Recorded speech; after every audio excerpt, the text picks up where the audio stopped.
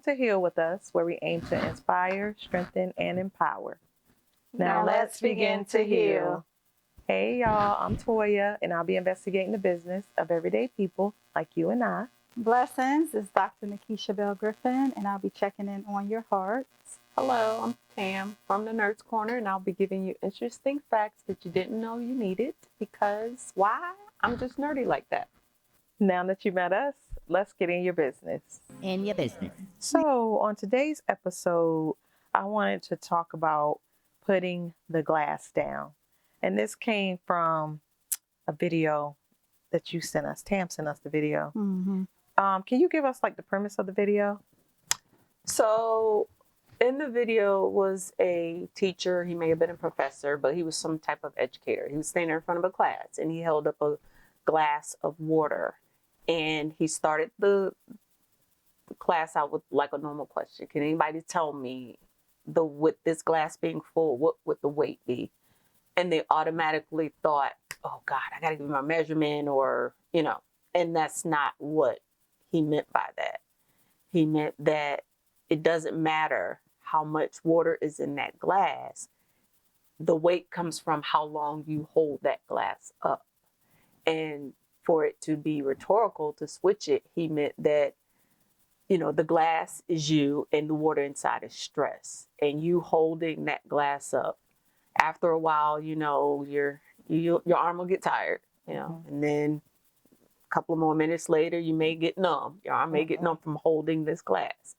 And then eventually you're just like, oh my God, I just can't hold anymore. Well, that glass full of water was stress. And at the end, when he saw that the students were thinking about what he was saying, he said, just put the glass down. Just let the stress go. Just put it down. So I just thought that was a good analogy. Yes, I thought so too. Get you to think. Because it got me thinking. Why do we hold on to stress? Like, why do we even do it in the first place? Like, why do you think, what are some reasons you think you hold on to stress? Oh, me? Like me to know? Yes. Me to share?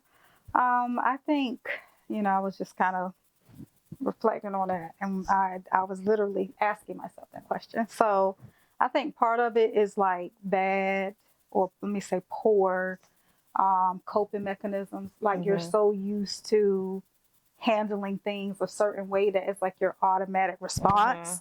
So like for me, I can do the overthinking automatically as soon as I get stressed, and instead of just taking a deep breath and stepping back for a minute, I'm like trying to figure out every angle and which way I can solve the problem or whatever it is I'm dealing with. So I think just having that challenge of interrupting those negative cycles of, coping with stress. I think that it becomes a part of you, and sometimes you don't even realize it, whether it's your, we talked about the fight and flight or freeze, for some people it's that automatic, like I'm gonna freeze up and just don't do nothing. I'm gonna just act like it's not there, but really you're still holding on to it because you're not facing it, or, so I think we all have some areas of our life where it's maybe easy to let go, but then you have those certain things where it's like you're just, whether it's fear or, like I said, it's just, that habitual pattern of this is how I handle it, and I just don't know what else to do. I don't know how else to handle it. So, yeah. What about you, Tam? I will piggyback off of what the doc said, and I also would like to add that I think it comes from, I read a parenting book. I just find it funny. It's like entertaining to me. I use that as a reference because it's good when parents can teach their children how to control their emotions. So say a child, you tell that child they want something and you tell them, no, not right now. And they just lash out. Right at that moment, that parent should kind of rectify that situation to help that child handle their reaction to not getting what they want, or that emotion that they're feeling when they hear no. I feel like if you're taught that at a young age, it would be like a tool, an arsenal for you to use when you become an adult or even a teenager and stress appears. And being that you've had that tool, I I think it would help more for people to kind of help with their stress. And that's very true because, I mean, of course, as an early childhood educator, one of our parts of our job, I mean, it's not just teaching academics, it's teaching kids how to self-regulate and, you know, handle these new emotions and these new circumstances that they're not used to. And you can tell right away children who are being shown, you know, who have models, who have conversations about their emotions, because when they get into uncomfortable situations or situations where I have to share or whatever it might be, they are more apt to be calm. You know, they're more apt to kind of respond with some, what's the word I'm looking for? Rationality. Whereas the kids that, you know, the students who may, you know, and we've grown up in the households, you know, Black mamas, we notorious for, like, you know, you're feeling upset. Yeah, you be all right, go sit down somewhere, or, you know, whatever. It's like we kind of indirectly are sometimes taught to push stuff down or whatever, you know, you're just not shown how to address your emotions or that you should address them. And so you can see the difference because the students who have not, they'll melt down in a second over any little thing. And then it's like trying to talk them through that and help them see the rationality. It can take some of them a long time to get there, you know. So it is very important to, like you say, have models and just let children know from a young age that emotions are normal. Stress is normal. It's how we handle it that's going to make the difference in your life, you know, when you can't just let your emotions drive you to the left, you know, you got to be able to, okay, this is how I'm feeling, but this is what I can do about it, you know, that type of thing. So, because if not, you have grown people that are acting like 3-year-olds because they just have not been taught that to regulate their emotions. Some 3-year-olds might take offense and to that. They might because they have more self-control and more, you know, dignity than some adults when it comes to handling and regulating their emotions. I actually had a niece that checked me, and it was like, you're not handling your emotions right now. How do you feel? Like, I like her. Oh, okay. Yeah. Let me fix my car. Right. So that right there makes me think, like, for one, that okay, kids do pay attention. Right. Yeah. They do pay attention. But for her to know what it was, to identify it, and then to call you out on it. Like, I'm like, okay, so you talk to your parents regularly. Yes, exactly. That's funny. And it took me a minute, and I'm taken aback, and I'm like, and she's like, well, right. Like, I expect the answer. Okay. That is hilarious. I just thought you were being cute. But no, she wanted an answer. So that's amazing. And I'm proud of my daughter-in-law because I noticed, like, my granddaughter was having some issue, you know, having a moment, and she, you know, her response to her was not like, shut up and sit down. It was, okay, I see you're experiencing some big emotions right now. Let's take a deep breath, you know. So she's like talking her through her, you know, her moment and helping her to be able to process it instead of just kind of like, you're acting like a brat or you're just, you know, being overreacting. No, or she was not saying anything not saying anything at all. Some parents will let the kids just sit and cry and fall out. It's like, no, that's not right. We got to address this. Yeah, you got to address it. Yeah, like, so help them to put a name to it. Right. Yeah. But I haven't heard a lot about it, but I've heard it mentioned because one of my coworkers, her son is young. He's like 5, and she's an older mom. Like, she has, you know, she's just one of those who's like, oh, oops, we're having another one. But so she's kind of seen the different, you know, techniques, parenting strategies, blah, blah, blah, that have come across, you know, throughout the last couple of years. And with her 5-year-old, she's like, it's so interesting how some of these parents are parenting because what is this thing called? The soft parenting approach. I don't know what she was like, it's some foolishness. Yeah, she was like, I'm sorry, no offense to anybody, but she was like, in her opinion, it's not effective because everything can't be coddled. Everything can't be, you know, like children have to know that's not life. Children have to know that there are going to be things that happen that are going to be devastating, or that you just don't like, or what have you. And so I don't know a whole lot about what that looks like, but I can kind of see some of the effects of it in the classroom, because you have students that are just, they don't like to be told no, or they don't, it's just certain things. And it's like, you are going to have a rough time in life. And it also helps them understand that people are disappointing. Yes. But that's just reality. But people are disappointed. Right. And when you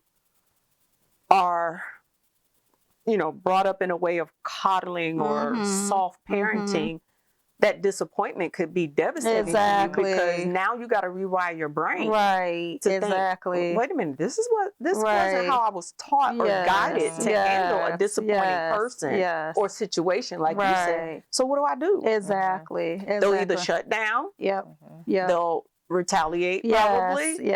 Or just brush it off, thinking they're brushing it off, but it's really being absorbed, and they're holding on to it, and then they don't know why. Exactly. They're stressed out. Exactly. Yeah. So yeah, that's good. And a thought came to me as you were talking about that too. Like, out there, to me, there's extremes. Like, either you're being overly coddled, or like I kind of mentioned earlier, you're completely being neglected. And it's like, I've kind of experienced a little bit of both, but especially on the neglected end, because it was just not intentional. But if your parent wasn't shown, let me attend to her emotions, let me, teach her how to, then how is she, unless she's conscious about it, she really not going to know, and it becomes like a generational thing. So I feel like, for me, and I'm learning this as I'm growing in my spiritual walk, that I'm not, right now I'm in a place in my life where it's like, I don't want you to talk at me or talk at my emotions. I need some love right now. Like, that's it, because I am there. I didn't get the coddling. I didn't get like a lot of the soothing, teach me how to soothe myself type of thing. Of course you learn, and or come down to their level. Right. They didn't get none of that. It was towering over me. Exactly. So it's kind of like, I'm learning that about myself now, that it's like, I'm just in a place where it's like, I don't want to hear a whole lot of, I just want to know what it is to experience the love of God. I want to know what it looks like to just be able to just embrace, be embraced and embrace, the good and the bad. And it's interesting, because I think as a crybaby, you almost force that on people. Like, they have no choice but to ask you what's wrong, what's going on. So I feel like when I was little, I got that a lot, because I'm screaming my head off. Nobody want to hear that. So they are like, okay, anything, lollipop, hug, what do you want? So I think even though same household, the crybaby aspect of it is like, it forced you to get in there and see, why is this child stressed out? So I did feel like people would ask me about emotions and what's wrong when I was little, because I cried all the time. I was the complete opposite. I just shut down. It was like, especially if you're like, because I feel like it was a lot of critique, a lot of criticism. And it wasn't meant to be that way, but it was. And it made me shut down, and it made me start criticizing a lot of every little thing. It was like, okay, am I doing this right? Or is it, and so I might have silent tears, I may cry silently, but I wasn't like this with a ball of tears, but it didn't take me much to break down and cry. It didn't take much for my feelings to be hurt either. But so I just think that it is so amazing how people, and when I say people, I mean those are in our formative years, how they can teach you how to treat yourself or not treat yourself, and how to handle stress and emotions and all these things, and not even knowing, that, okay, I'm creating a person that is going to have a lot of issues in life, because I'm not helping them, to be fully aware and fully, accepting. You know what I mean? And you know what? I think they should. You know how when you you're pregnant and you're in your last trimester and you go to a birthing class. I think that through a pediatrician should be continued. I agree. When a child gets 6 months old, you go to another class. Yes, when a child turns I 1, agree, you go to another class. When I the child agree. turns 5, go to another class. I think that should be a part of that child's growth chart that you get when you go to the pediatrician. The parent is also in this. We're not just feeding them and clothing them. Right. The way that we parent them and guide them is part of their growth. Yes, exactly. And even continuing on to adolescence, and maybe even as, I mean, you know, and I know it gets kind of hairy when they are adults, but like we have adult children. Like I'm even in a place now where I'm like, okay, how do I handle this? How do I say what I need to say, but respect that this is an adult now, you know, but still I'm your mother, so I'm going to continue to mother you, but knowing that that needs to look different, you know. So I was just talking to someone like that. I'm like, about that. I'm like, you need a license to drive. You need a license to do most professions, you know, but we can just have kids all willy-nilly and just accept that and just assume that everybody knows what they're doing. Exactly. No, and even if you have a good foundation, society is so different, you know, so there are just factors that a lot of us are just not prepared for, you know, like all this social media and all these other things that you're bombarded with that are impacting our kids' emotional states and, you know, stress levels. Like, how do you, okay, wait a minute, how are we dealing with this?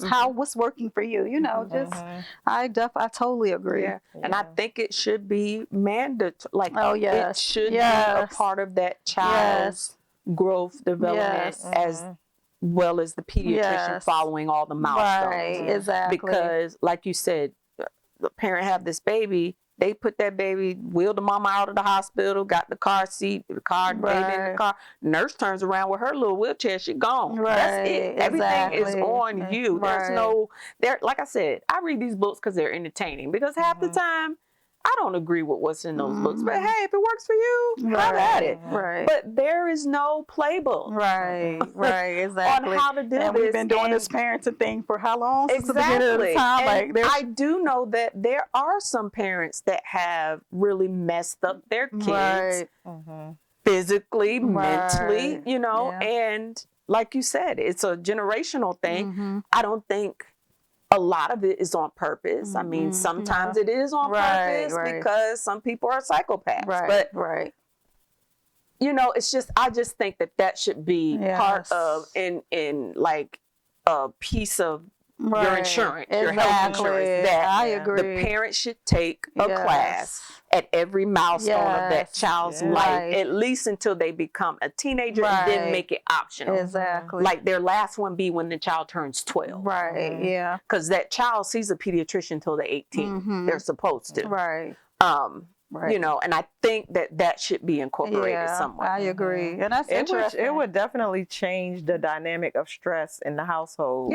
Because I feel like I know what I'm doing now. And this kid is probably like, okay, I shouldn't be doing this, or I should be doing this. So it would also need to figure in the factors of, if you didn't have your kids close together, it's going to be a child or a space where you're entering a different generation or teetering on the end of a generation. So you can't raise a millennial the way that you raise the Generation X. You just can't do it, because with the Generation X, there wasn't a lot of technology then that millennials have now. So and that's why I said, just the kids, they're different. I mean, they have just some different personalities. Like none of them, I have 4, and none of them are the same. They all have their own unique needs and personalities. So yes, that's funny you said that, because I still feel that way, but I used to think it should be incorporated into the public school some kind of way. I never thought about pediatrician, but I think either way, because I'm like, you have kids in public school system or school period, but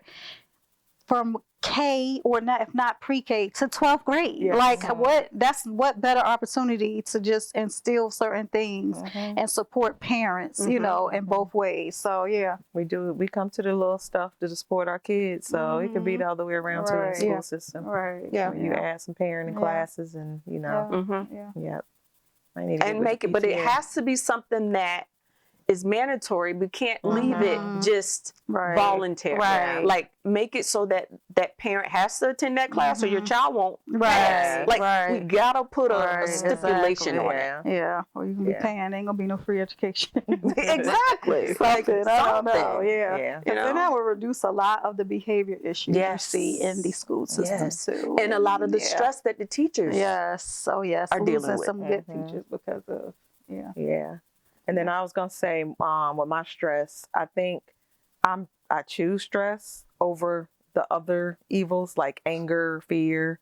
So I think instead of feeling scared or angry, I'm like, well, I'd rather just be stressed. I'd rather just hold on to this than, feel like I'm losing control because I'm letting go of the stress. So I think, sometimes we're holding on to it on purpose. And we know it, but how do you put it down at that point? Yeah. I think I do that sometimes because I feel like it's getting attention. Like I feel like if I put it down or release it, nothing's gonna happen. It's gonna get ignored, which really is not the case. But it's like you just when you say attention from you. Attention, like just whatever I'm dealing with, I want it to be addressed. I want it to be known that, oh my God, I'm feeling this way, or this is happening. And sometimes I feel like if I just release it immediately, then it's not know. Did it even happen? Right, exactly. Does anybody even know how I feel? What's going on? So I mean, that can be borderline. Be careful, because I can definitely, I told y'all before, drop into that self-pity zone. I mean, I'm definitely getting way better with that. But if you're not careful, it's like, whoa, it's me, you know. So I definitely, like I said, I think having good coping mechanisms is essential to being able to handle stress and let it go. Put the glass down. Put the glass down. And my last thing was, I wanted to just ask, are you a half glass full or glass half empty type of person? Ooh. I think for me, it definitely depends on the situation. Like, if it's something where I'm putting a lot of pressure on myself, I'm already half glass. Glass is half empty. But if it's something where, I don't know, there's certain situations where I know the outcome is going to be okay. So then I'm like, okay, this is all right. This is an issue, So it really depends. I can go either way. For me, I would say half empty right now in this season of my life, because I have so much going on. So yeah, I think that does make a difference. I think I've always been half full. Really, Rose? I don't care what it is. I don't know. It's just innate or something. It's ingrained in there. But I'm always going to try to find like the positive and this is no, it's not that. It's this. Right. So, but yeah. And that is so true about you. Yeah. So I don't know. I think the first time I ever heard that, like, somebody asked me, they just said, what is it? They said, describe it. But I was just like, oh, I didn't know people even thought it was half empty. So yeah, it was like one of those mind blowing things. Oh wow. The first time that Yeah, some people are pessimistic, Toya. But that's all I have for putting the glass down. Okay. Well, hello everyone, and how's your heart? So I just want to, this show is about healing. So I wanted to kind of address ways that you have throughout your years on this earth discovered, because to me it's all healing. It's all kind of a self-discovery process, What has worked with just being able to put the glass down? Like, what has really helped you just kind of let go of stress? I mean, especially like you said, when you're in those seasons where it just seems like one thing after another, what has worked and what do you notice adds to it and makes it even more challenging to let it go? I think for me, you just get to a breaking point and you have no choice but to let it go. So I think I get all the way to that point before I actually let go. So I'm at the breaking point and it's like, what am I going to do? And then you finally let it go and you're like, why was I even stressing about that in the first place? So, but but the process doesn't feel like, is that all? It feels long and hard, but once you let go, it's like, what? Why was I even stewing in that? So, but that's good. How about you? For me, I was sitting here thinking two ways. I'm like, I take it out on things, and let me explain. It ain't like I go around punching people. Okay. No, When you said things, you just said people. You said things. Oh God. No, that's not what I mean. I just said it that way so people sit up and listen. We are like, ready. What? She's No. ready. I mean, for example, I will get on my walking pad and I will turn it up to the highest speed and take it out on that walking pad. Like boom, boom, Okay. You know, just Yes. to the point of like just I'm sweating and I'm releasing all those toxins and that's my way of releasing it. Yeah. My second way is I will dive into a book. But reading a book, it would have to be, it depends on what the stressor is. So say it's, you know, a loved one stressing you out. I will read a romance Okay. thingy and just get lost in it. I don't know if that's gonna be healthy for me. I might be like, deuces.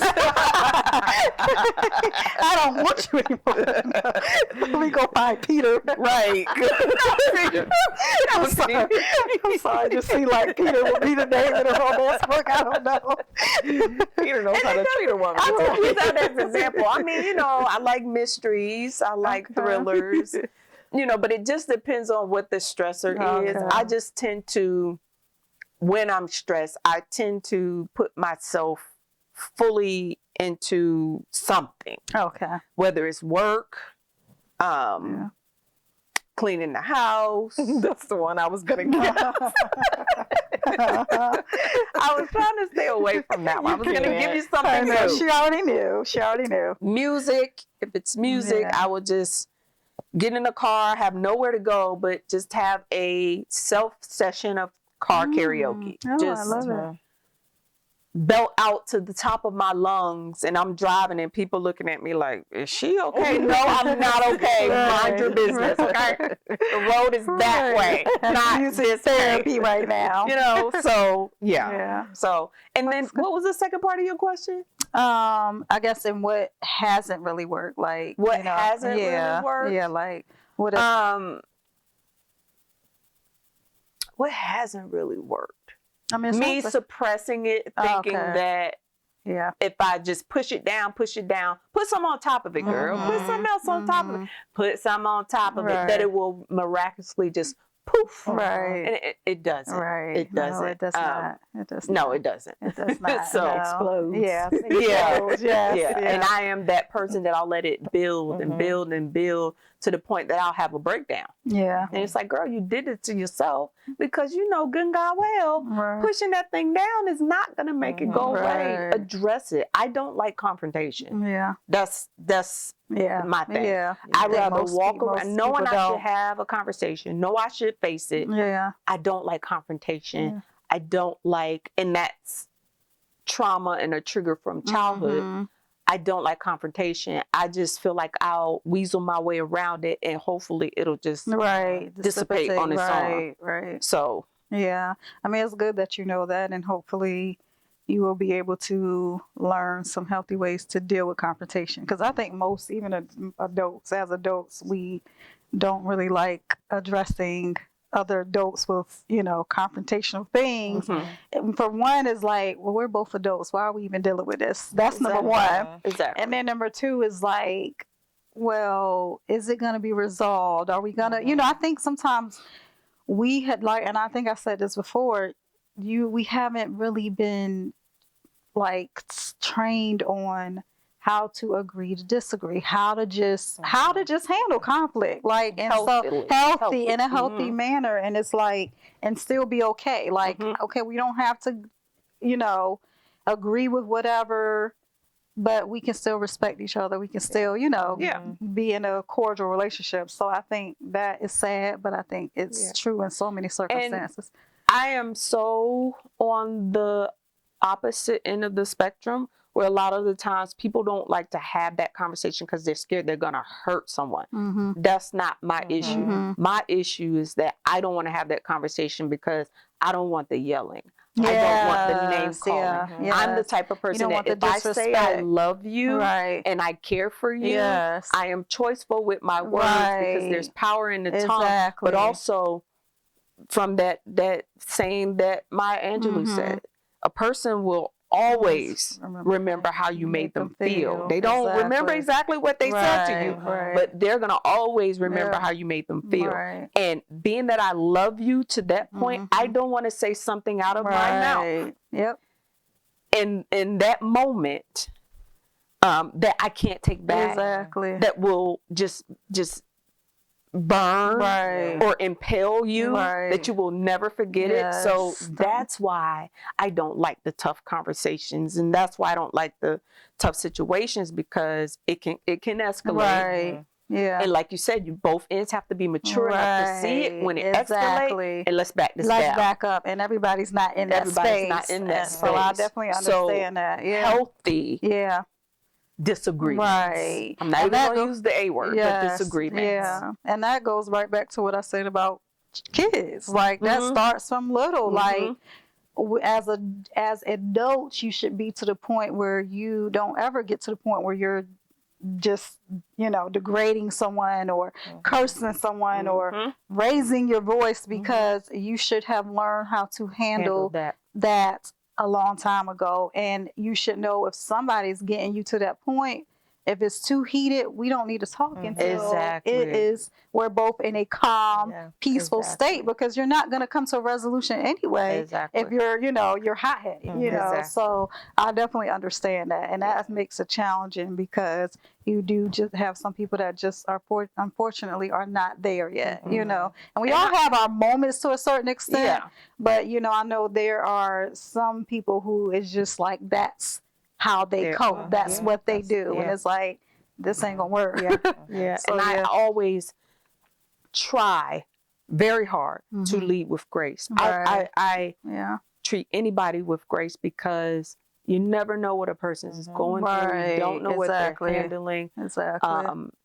So I try to lead with grace in everything that I do, even if it's folding clothes, sweeping the floor, what have you. I try to always put grace in the forefront, because I would want someone to give me that back. That makes sense. That treat someone like you would want them to treat you. So I just try to lead with grace. But the suppressing part is something that gotta work on. I need to work on that. Well, that's good. I mean, you have very great coping mechanisms, and like for me, I'm still, work in progress, but I have, been consistently walking, and that has been a really good, like, I'm looking forward to it, because it makes me feel better. I know it's like a cleansing, like you said, it's like you're letting go of some things. But I noticed for me, and, you kind of touched on this, Toya, like, perspective is everything. Like, I know that a lot of reasons I stay in that cloud of stress and overwhelm and everything else is because I'm not looking at things clearly, in the moment. And it's like, once I give myself space, I am like, oh, okay, like you said, why was I going crazy like that again? And then, like, I actually heard the Lord recently say to me, like, you don't have to allow your emotions to bully you. And I'm just like, like, I'm bullying myself? Like, that's some foolishness. So it's like, you have I understand that, because I've been going through something these past couple of months emotionally, and I will feel myself getting ready to cry, and I'll just yell out, no.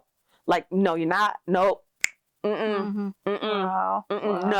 And I think that kind of leans to what you were just saying. I will literally, no. Like, girl, come on, no. Snap out of it. Like, I have to give myself that pep talk, like that coach talk, because I will feel it coming, and I'm like, no, I can't let my emotions bully me like this, not take over me like this. Yeah, I'm hurting, but girl, how long are you gonna cry about this? Like, how long are you going to not eat because of this? Like, how Right. long are you're affecting yourself physically now? Now it's getting to the and point that's now. when I get scared when I'm like, Yes. oh God, wait a minute, my body is feeling some sort of way. I need to let some stuff go. Mhm. Yeah, Mhm. yeah, and it was like, oh, like we have the authority, like we have authority to like put our emotions and thoughts in check, like Hem 'em up. and like I said, it's not like shutting yourself down or whatever. It's just okay, no, I You understand. can't allow It's yourself to stay yeah, there. exactly, exactly. And just being compassionate enough to say, okay, I understand what I'm feeling right now, but this is not going to consume all of me, Yes. So, yeah. But that's all I pretty much had. I just, wanted good, to Doc. know, but I love y'all have some very good, I know you say you just kind of go through that process. And I think sometimes that's a growth in itself, because it's like, okay, now I see, what it looks like. So next time I can kind of talk myself through this a little better or whatever. So yeah. So for me, I think it is just really knowing how to get yourself out of that space immediately. And like me, sometimes I physically need to let me go to the beach. Okay. Or let me, like I said, let me go outside and take a walk, not just get on the treadmill or whatever. Or, music I'm funny with music because it has to be like that perfect thing. And then sometimes I can't, sometimes the perfect thing yesterday ain't the perfect thing. And then I'm like, this is not getting me there, So like music, it just depends, certain days it works, certain days it's like, nope, it's not helping me. But and then writing, of course, which I noticed I haven't journaled as much as I used. I mean, like I haven't journaled in a minute, so I'm a little concerned. How's that book going? But then again, the kids ask me again. Okay, yeah. All right. Yeah, I'm gonna get on that. I'm gonna get on that. Please do. We waiting on that children's book. Yes, okay. Coming soon, people. Yes, yeah. Pray for me, y'all. Yeah. But that's all I have, and thank y'all for your feedback. Sure, Yes. no problem. Thanks, Doc. No problem. Hello. Welcome to the Nerds Corner. So I know we're talking about stress, but I want to also kind of weasel in there anxiety because they are so closely related. Brothers and sisters.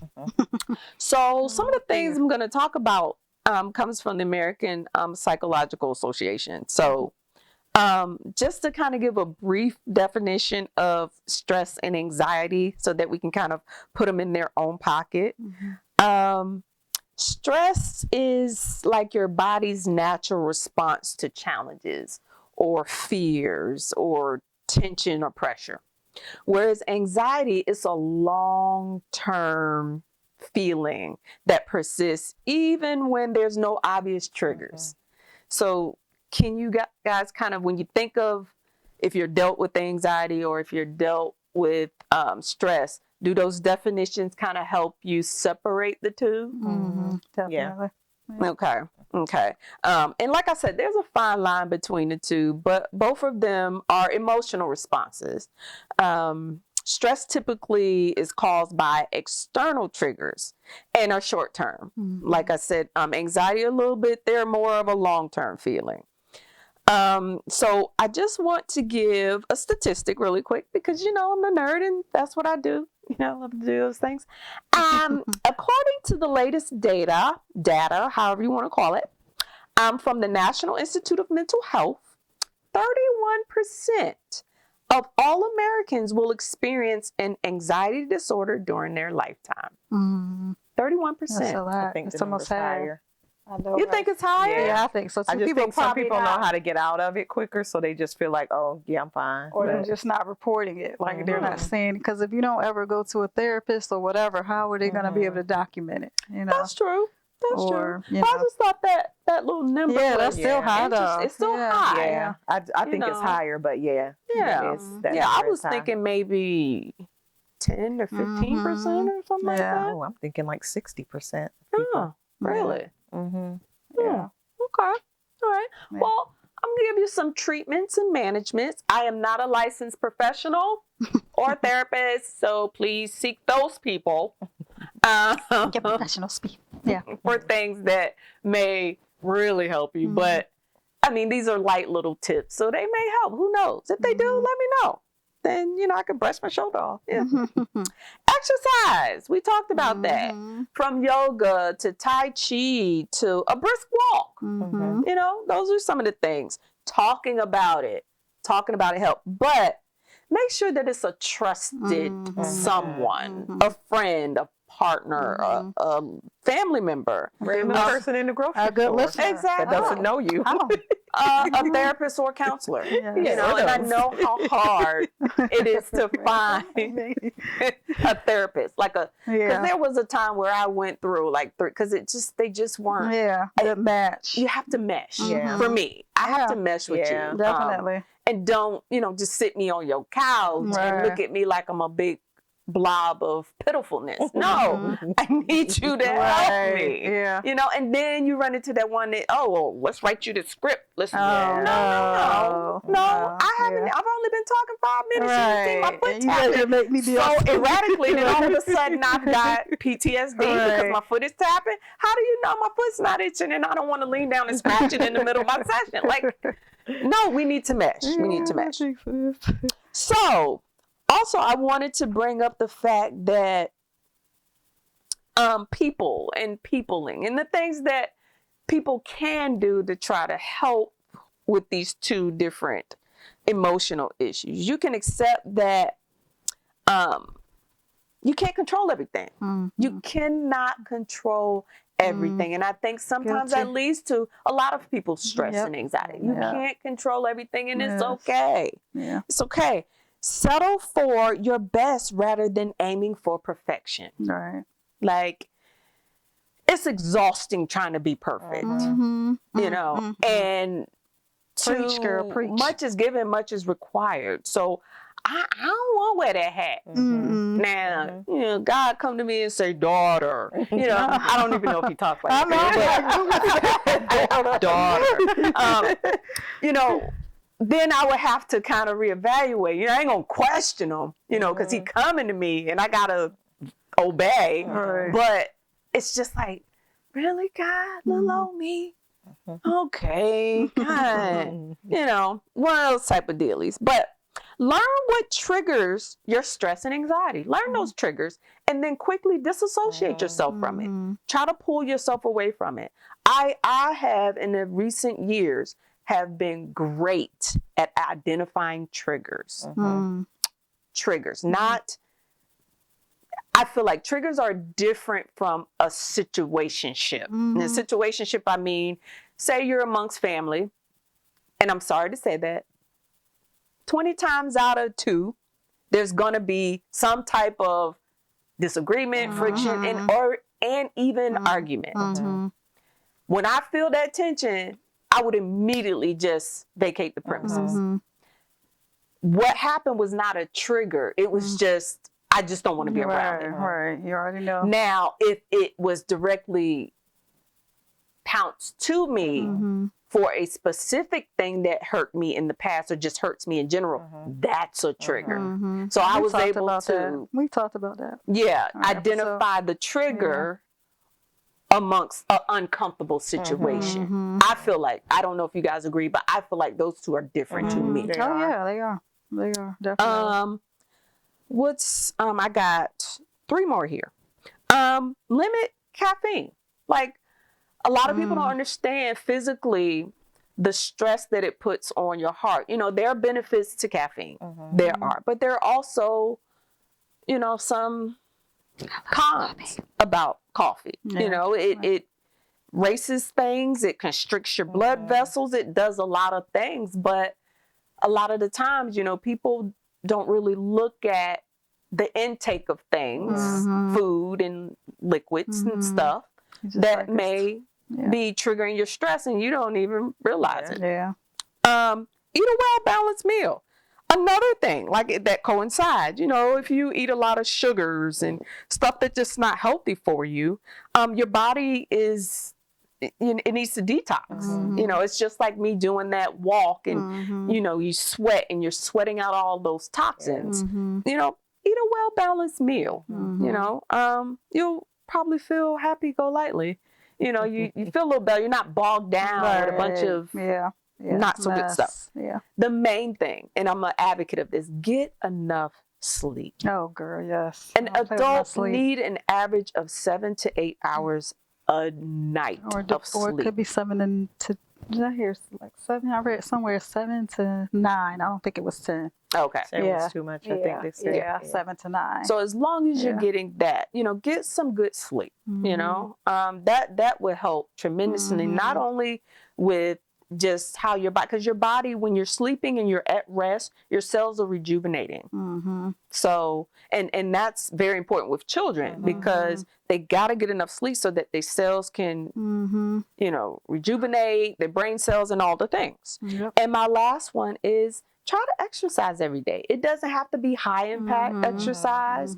It could be calisthenics where you're just sitting with a 5-pound weight, just sitting at your desk or on your couch while you're watching TV. Go for a brisk walk, or, instead of yelling up the stairs, hey, such and such child, bring me my such and such purse. child. No, you get up and go get your purse, so Talking to me. Oh, yes, so. I'm not pointing any fingers, but Such child.